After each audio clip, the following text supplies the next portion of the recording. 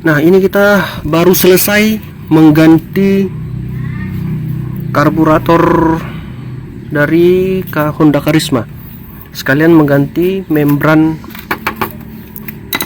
keran membran otomatisnya. Nah, ini kalau memang biasanya kalau di Karisma atau di Supra kita sering temukan masalah kebocoran dari selang ini, selang pembuangan ini, yang ini selang pembuangan dari tangki penampungan yang di karburator. Nah, itu disebabkan karena apa namanya itu, pelampung yang ada di dalam ini, dia jarum penutup klepnya sudah aus. Demikian juga dengan membran ini. Nah, keran ini kalau untuk di Karisma atau di Supra 125 yang masih karburator, Supra 125 yang lama itu dia nggak pakai keran yang model seperti di sana. Bentar. Nah, dia nggak pakai keran seperti ini.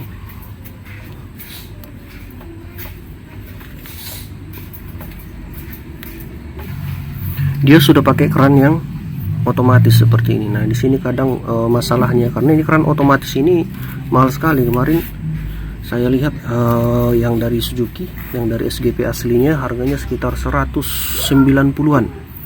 Nah, ini saya beli dari Honda Cengkareng 230 atau 200 berapa ya, sekitar 200 gitulah, 200 lebih.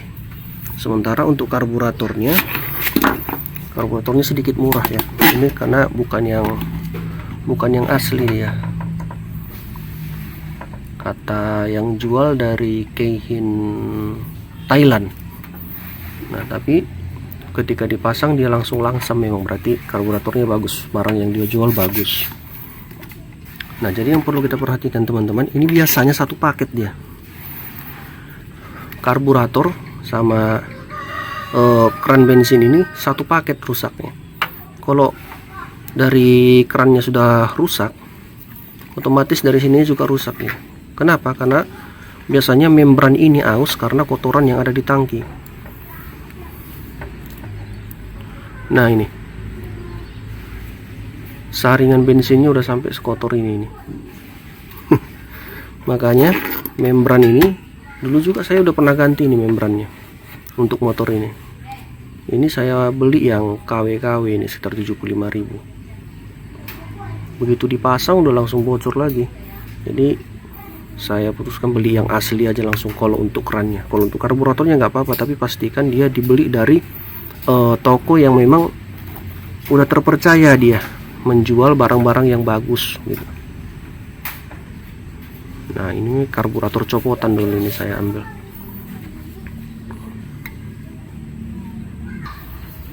Nah, ini dia kalau kita dari sebelah kanan, penampakan karburatornya ini dari Keihin. Sebentar. Nah, ini kata penjualnya dari Keihin Thailand. Nah, itu mereknya.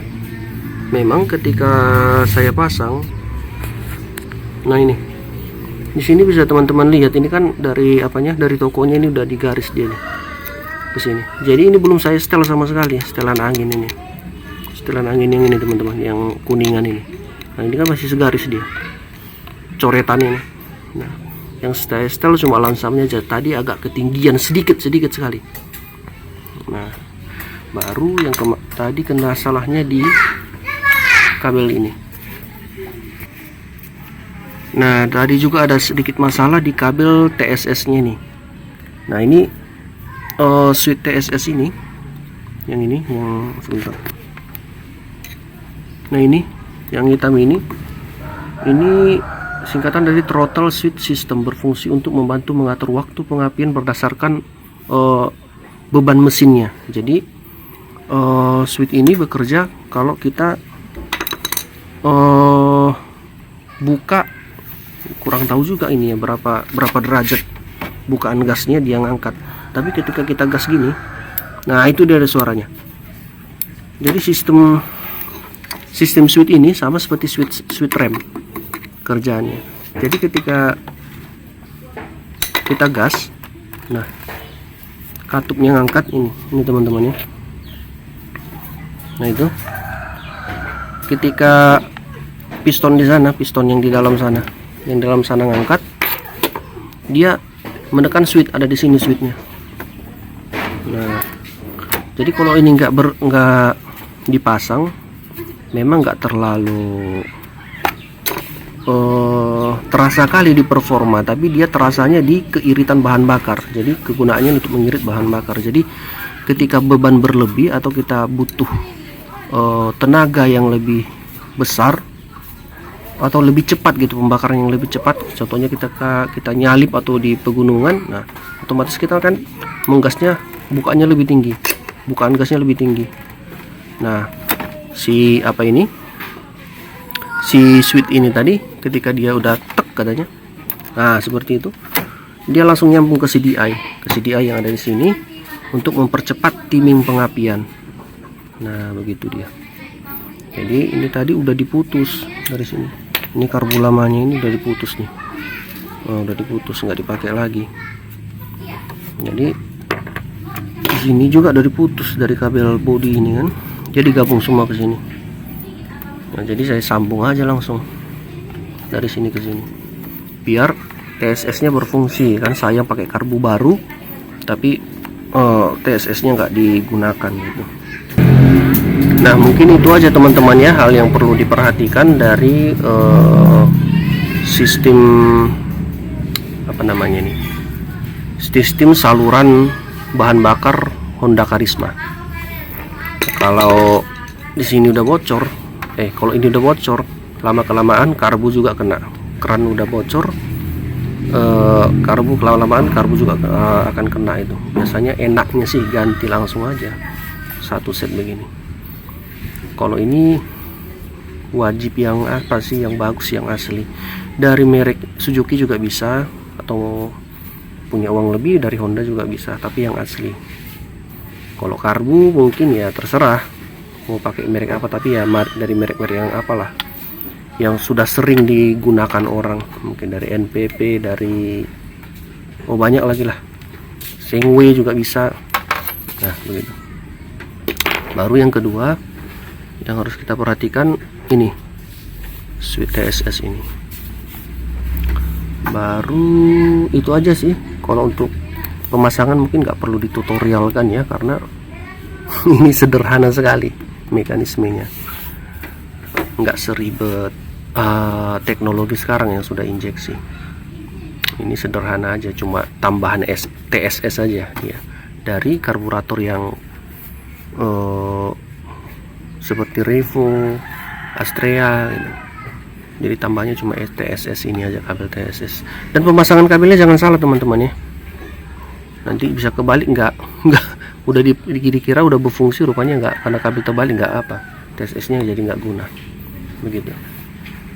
Oke, sekarang kita coba hidupin dulu, nggak usah digas ya, engkol sekali aja secara lembut. Itu langsung hidup ya, langsung langsam. Coba kita gas.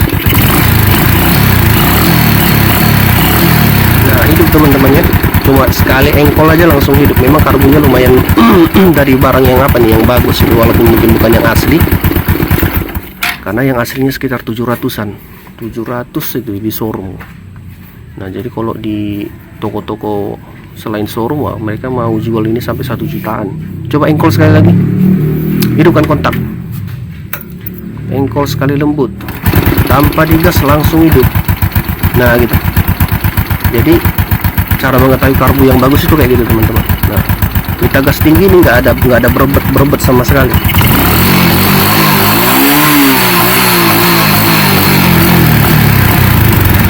Nggak ada berebet sama sekali. Gasnya dari putaran bawah sampai ke putaran tinggi, dia jalan enak, jalannya nggak ada berebetnya. Oke, sekian teman-teman.